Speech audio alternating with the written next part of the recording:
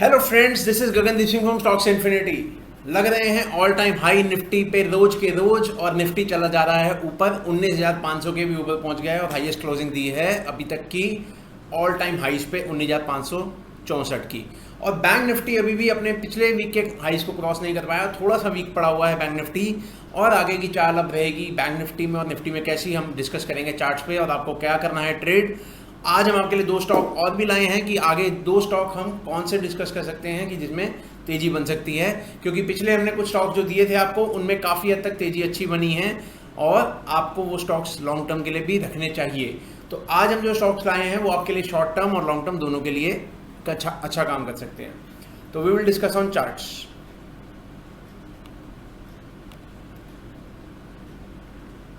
ये है निफ्टी का एक चार्ट जो कि अप ट्रेंड का आपको स्ट्रॉन्ग में दिख रहा है, और अब ऊपर में रेजिस्टेंस जो था वो भी इसने फिर से क्रॉस किया, जो कि था 19,518 के करीब, 520 मान सकते हैं। 520 के ऊपर ये निकल के एक बार फिर से क्लोज हो गया है। 5-7 दिन इसने एक रेंज में कंसोलिडेट किया, जिसमें 520 से 550 की रेंज में एक हाई बनाया था, नीचे में 350 की रेंज में इसने एक लो बनाया था।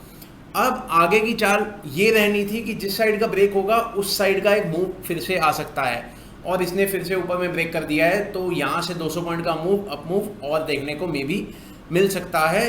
तो 520 से अगर हम 200 पॉइंट जोड़ेंगे तो आपका 720 750 के टारगेट्स 19,750 तक के आपको निफ्टी में देखने को मिल सकते हैं। और निफ्टी में अगर कोई भी अब रिवर्सल साइन पहला आएगा, वो कब आएगा? जब वो 19,300 के नीचे बंद होगा। 19,300 के नीचे अगर वो बंद होता है तो हम आगे बात करेंगे कि अब ये बियरिश हो रहा है या आगे के लिए हम थोड़ा बियरिशनेस देखेंगे। कुछ पॉजिटिव्स आ रहे हैं निफ्टी के लिए, क्योंकि बाहर अब रेट कट जो होने हैं वो आगे अगले क्वार्टर के बाद शुरू हो जाएंगे।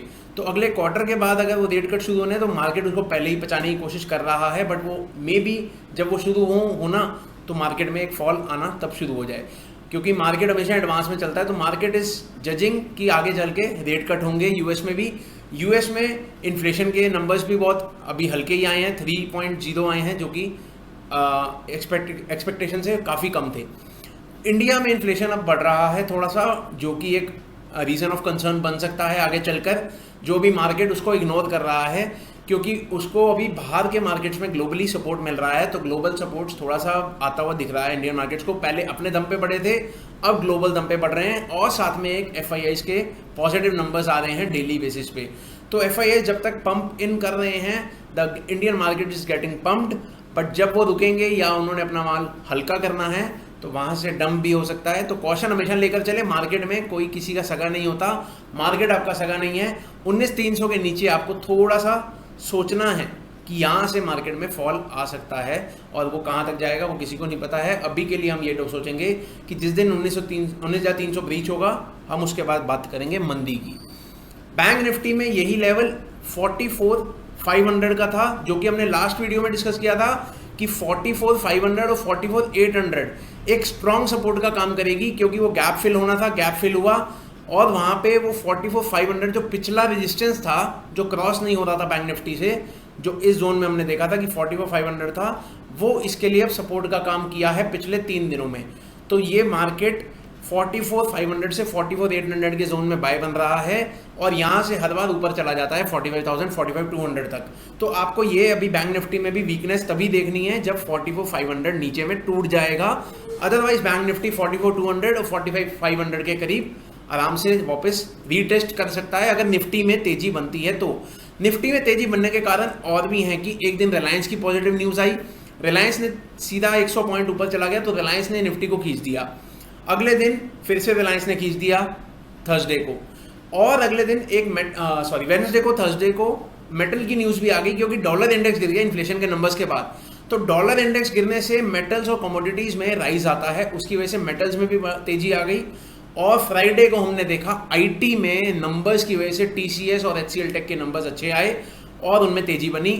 तो बहुत पॉजिटिविटी दिख रही है आईटी में और मेटल्स में। तो अब हम आपके लिए जो दो स्टॉक्स लाए हैं वो भी इन्हीं दो सेक्टर से हैं। तो अभी आपको निफ्टी और बैंक निफ्टी में हमने लेवल्स दिए कि बियरिशनेस 44,500 के नीचे और 19,300 के नीचे ही आएगा। उससे पहले ये कंसोलिडेट करेगा, साइडवेज हो जाएगा, यहीं पे रहेगा।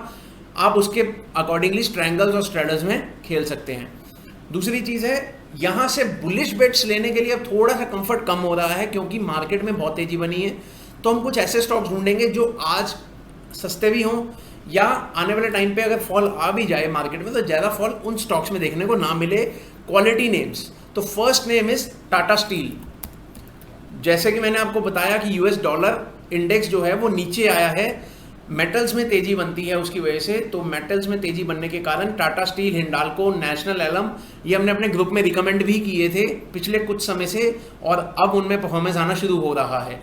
आप देखेंगे कि टाटा स्टील में एक असेंडिंग ट्रायंगल फॉर्मेशन बनी हुई है जो कि ये इस तरीके से ऊपर की तरफ हाईज लोज इसके ऊपर शिफ्ट हो रहे हैं और हॉरिजॉन्टल इसने रेजिस्टेंस भी ब्रीच कर दिया है जो इसका पिछला रेजिस्टेंस था। तो अब ये उसके ऊपर क्लोज दिया है, वीकली क्लोज दिया है 115 के ऊपर।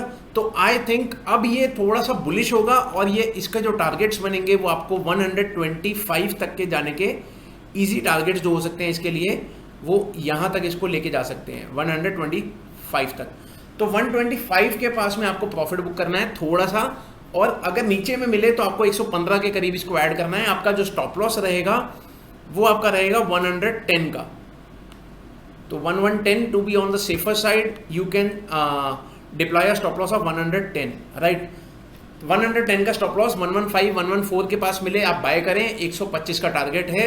उसके अलावा आपके लिए दूसरा स्टॉक जो हम लाए हैं वो है TCS, एक नंबर 1 क्वालिटी कंपनी आईटी की, क्योंकि हमने लास्ट टू लास्ट वीडियो में टॉप 5 स्टॉक्स दिए थे जो आप बाइंग के लिए थे, उनमें इन्फोसिस नंबर 1 था हमारा आईटी कंपनी के लिए जो आप बाय कर सकते थे। 1280 भी आपको रिकमेंड किया था, आज वो 1415 पे है। तो यहाँ से एक अच्छा खासा रिटर्न हमने बोला भी था, 10 to 20% का रिटर्न आपको देखने को मिल जाएगा जल्दी में ही, और वो उसमें आ चुका है 10% का रिटर्न। अब अगला स्टॉक है TCS में भी आपको जो बाइंग लेनी है वो स्टैगर्ड मैनर में लेनी है, क्योंकि अभी ये बहुत एकदम से 2 दिन में 10% का राइज ऑलमोस्ट इसमें भी आ चुका है। तो हम इसमें जो बाइंग प्रेफर करेंगे वो हम करेंगे 3370 के पास या 3400 के पास, राइट। ये आपका बाइंग जोन रहेगा 3430 से 3370 का। अगर आने वाले कुछ समय में इसमें डिप्स मिलते हैं आप उन डिप्स में इसमें बाय करें, और जो स्टॉप लॉस रहेगा आपका फॉर द शॉर्ट टर्म वो आपका रहेगा 3250। This will be your stop loss. I don't think कि TCS आने वाले अब कुछ टाइम के लिए 3200 के लेवल्स ब्रीच करेगा, तो आपको यहाँ एक्यूमुलेट करना है और इसको ऊपर में अराउंड 3800 के जोन्स, अगर वीकली चार्ट पे देखेंगे ये अभी तक हाईएस्ट जो गया था वो 3800 इसकी हाईएस्ट क्लोजिंग है, वहाँ तक पहुँच सकता है। बट उससे पहले एक रेजिस्टेंस थोड़े से आएंगे इसके पास जो कि 3750 के पास में मिलेंगे, तो आपका रिस्क रिवॉर्ड फिर भी फेवरेबल रहेगा। अगर आपको 3400 पे मिलता है आप उसमें एक्यूमुलेट करें। आने वाले कुछ टाइम के लिए ये हॉरिजन 3 से 6 मंथ्स का है जिसमें आपको एक डिप्स भी मिलेंगे आईटी में, और आईटी में आने वाले टाइम पे तेजी दिखेगी। अब बॉटम आउट हो रहा है आईटी, अगले जो भी डिप्स मिलेंगे आपको आईटी में बाइंग करनी है। उसमें number 1 preferred TCS, Infosys, other is Mindtree, LTI Mindtree and Mphasis is one of the good stocks also. You can accumulate, lower levels पे मिल रहे हैं, अच्छे स्टॉक्स हैं। Tech Mahindra, Wipro is one of the weak stock in IT pack, तो I will avoid Wipro. बाकी stocks में कुछ आप अच्छे हैं तो एक्यूमुलेट कर सकते हैं। तो ये हमारा व्यू है कुछ स्टॉक्स पे भी, और अब आईटी और मेटल पे हम थोड़े से बुलिश हैं यहाँ से, क्योंकि हम फार्मा, आईटी और मेटल अब आपके लिए थोड़ा सा डिफेंस का काम करेंगे। मेटल अगर गिर सकता है थोड़ा सा अगर डॉलर इंडेक्स फिर बढ़ जाएगा तो, बट डॉलर इंडेक्स में अब थोड़ा सा वीकनेस बना रहेगा कुछ समय के लिए, क्योंकि डॉलर इंडेक्स का चार्ट अगर हम देखें तो dollar index has breached below its 52 week low, right. तो यूएस डॉलर इंडेक्स अगर हम देखते हैं तो इसने भी बहुत समय बाद ये 100 के लेवल्स के नीचे आया है, और ये एक पॉजिटिव साइन है मेटल सेक्टर के लिए। तो ये बहुत बड़ा ब्रीच है, और अगर ये डॉलर इंडेक्स अब नीचे रहता है तो मेटल सेक्टर में भी तेजी आ सकती है। आईटी तो वैसे ही तेज हो रहा है, आईटी बॉटम आउट हो चुका है। तो हम यहाँ पे बैंकिंग में थोड़ा कॉशन है। बैंकिंग में अगर हमें कुछ लेना होगा तो हम थोड़े नीचे के लेवल्स पे लेंगे। यहाँ पे अगर HDFC बैंक की हमारी प्रेफर्ड बेट है, अगर कोई भी लेवल्स इसमें नीचे में मिलते हैं हम HDFC बैंक में ही जाएंगे, उसके अलावा अभी सारे बैंक्स अवॉइड करेंगे। तो लेट्स सी फ्रेंड्स अगले हफ्ते क्या होता है, और अगर 1-2 दिन में कोई चाल आती है या कुछ आगे इंपॉर्टेंट लेवल्स ब्रीच होते हैं तो we will come again and then talk कि आगे क्या हो सकता है। ये वीडियो आपको पसंद आया हो तो लाइक करें, सब्सक्राइब करें, शेयर करें और सपोर्ट करते हैं।